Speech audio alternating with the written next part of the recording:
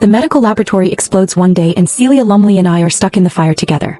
My boyfriend, Xaiden Seager, gives up on me and chooses to save her first. I don't stop or beg him, I allow him to leave me in the fire. In my past life, I used my identity as the dean's daughter and the threat of Xaiden's future to force him to save me. Celia died in the fire. Later he took over my family's inheritance and locked me in the laboratory. I was almost due for labor but he still set a fire and burned me and our child to death. When I begged him to let me go, he laughed cruelly and said, "If not for you threatening me with your family, Celia would never have died such a horrible death. I'll make you suffer the pain she did in 100-fold, Winifred Zalmer." When I open my eyes again, I discover that I'm back to the day Celia and I get caught in that fire. A loud crash filled the air as a cabinet slammed onto my body. It hurt so badly that I awoke from my unconscious state. I had no time to worry about the sharp pains all over my body. I tried hard to figure out what was happening in front of me.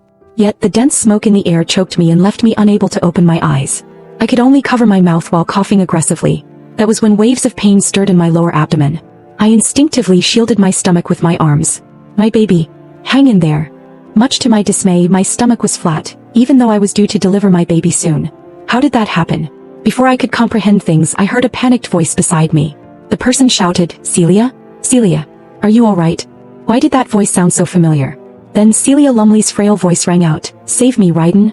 Disbelief filled me as I looked up. I saw Xaiden Seager half kneeling beside Celia as he frantically moved a table off her body. I could barely breathe while watching the two before me. Hang on. Didn't Xaiden lock me inside a medical laboratory earlier and start a fire to burn me alive moments ago? He killed me and my baby.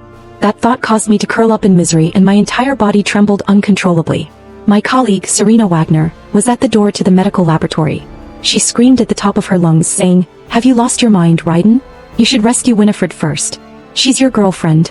The scene felt so real that I finally realized I wasn't dreaming. I had somehow been reborn. I had somehow gone back to the day I was trapped in a fire with Celia, whom most hospital staff declared was a hottie. A creak sounded as Xaiden finally moved the table off Celia. He didn't even spare me a glance. He merely picked Celia up in his arms and ran for the door. I let out a self-deprecating laugh. Wasn't Xaiden also like this in my previous life? He only had eyes for Celia even though I was his girlfriend. Indeed, Celia was beautiful. Not only was she regarded as a jaw-dropping goddess in the hospital, but she was also rumored to be the daughter of Lumley Medical's chairperson. It made sense that Xaiden had long fallen in love with her, even if he wasn't single. I wriggled trying to stand but the cabinet pinned me down. My calf was also bloody after being cut by glass. Those left me unable to move at all. Xaiden seemed to notice me only now. Even so, there wasn't a shred of concern in his eyes. There was only disgust as he frowned and said, "Celia's the daughter of Lumley Medical's chairperson. The entire hospital will go down if anything happens to her. I'm doing this for everyone's sake. Your wounds don't look too bad, Winifred. I'll come back for you after I get Celia out of here." I snorted. I would have believed Xaiden's excuse of doing this for everyone's sake if I hadn't been reborn. However, he claimed I wasn't badly injured even when I was covered in blood. Serena didn't even think twice before charging into the fire. Luckily, another colleague behind her prevented her from going further. They yelled, "You need to calm down, Serena. There are many combustible items in the laboratory. It's too dangerous." I was right. From what I remember, this laboratory had roughly 15 minutes left before it would explode. In my last life, I had urged everyone to vacate the scene after being rescued from the laboratory. That kept everyone alive. Xaiden wanted to save Celia but ultimately didn't because the flames kept growing. That was why I would never believe his promise to come back and save me in this life. I knew he wouldn't. However, I didn't want to implicate others who genuinely cared about me. I willed every last bit of strength I had to shout from the ground where I lay, "Don't come in, Serena. This place is about to blow. You guys need to run."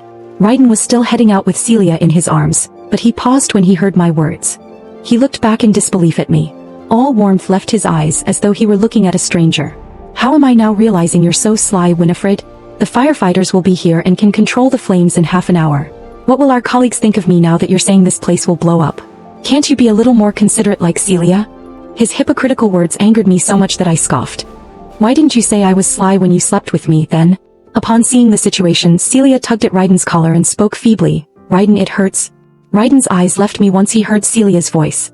He looked down at Celia while soothing her. "Hang in there, Celia. I won't let anything happen to you." After saying that, he took her away without looking back at me.